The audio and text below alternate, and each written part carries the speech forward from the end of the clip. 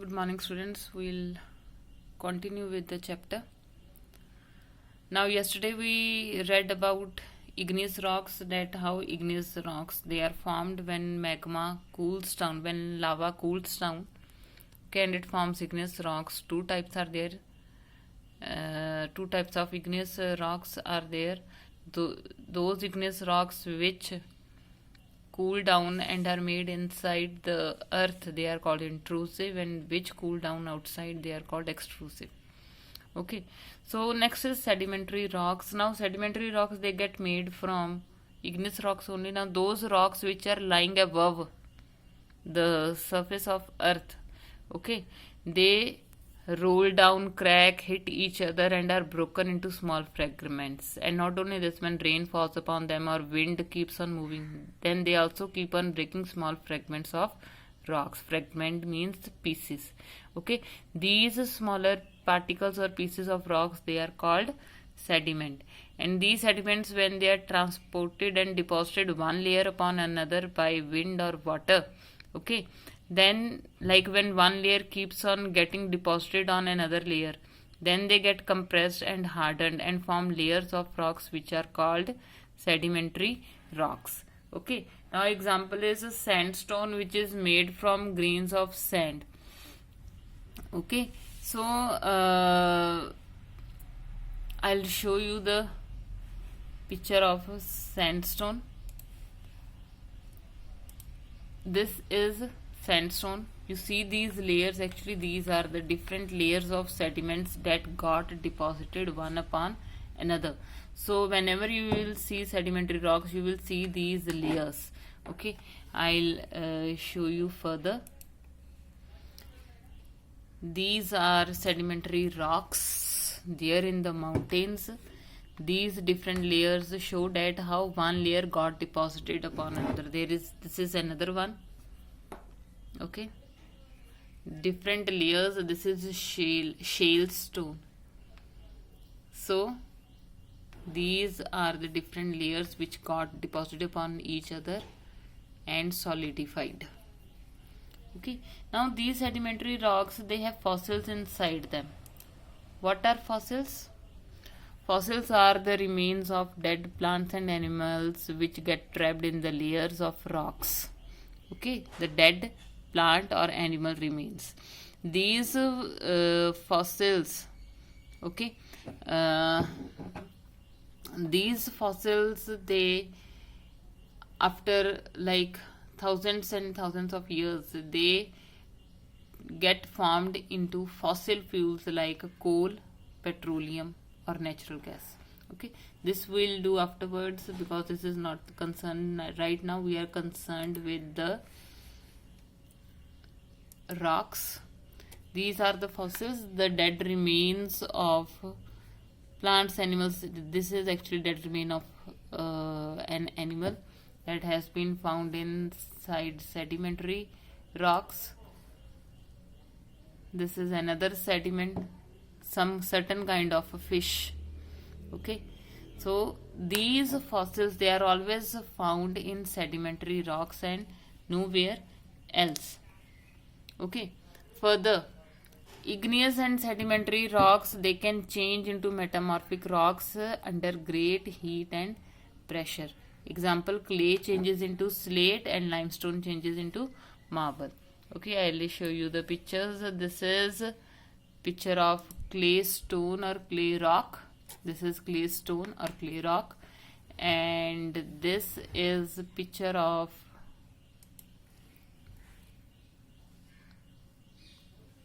slate. Okay, so this is how clay stone changes into slate rock. This is a metamorphic rock. Okay, when heat and pressure is applied, gets applied on the rocks. Then this is limestone. Okay, and it changes into marble like this. This is marble. Okay, the different pictures of marble. This is how these rocks, they can change their form from one to another. Okay, Rocks are very useful to us. We know that roads, buildings, everything, they use rock is used in one or another form. They can be used to play games like seven stones, that is called pithu, hopscotch, that is steppu, five stones gitti. Okay, then like this, see these two pictures, monuments that have been made from rock. This is Red Fort, has been made from red sandstone, and this is Taj Mahal, has been made from white marble. Okay, now last thing in your chapter is a rock cycle, though we have studied it already before, but we'll study it again once more. Okay, now remember one thing, in rock cycle, why it is called cycle? Because it keeps on going and one form can change into any other form. Okay, so how the rock cycle starts? When a volcano gets erupted, the magma comes out in form of lava. When the lava cools down, it makes igneous rocks. Okay, igneous rocks, it gets broken into sediments. Okay, due to wind, water, or rolling down of rocks when they hit each other. These sediments get deposited one upon another. Layers are formed. Those layers get solidified to make sedimentary rocks. These sedimentary rocks, if heat and pressure gets applied on them, they change into metamorphic rock.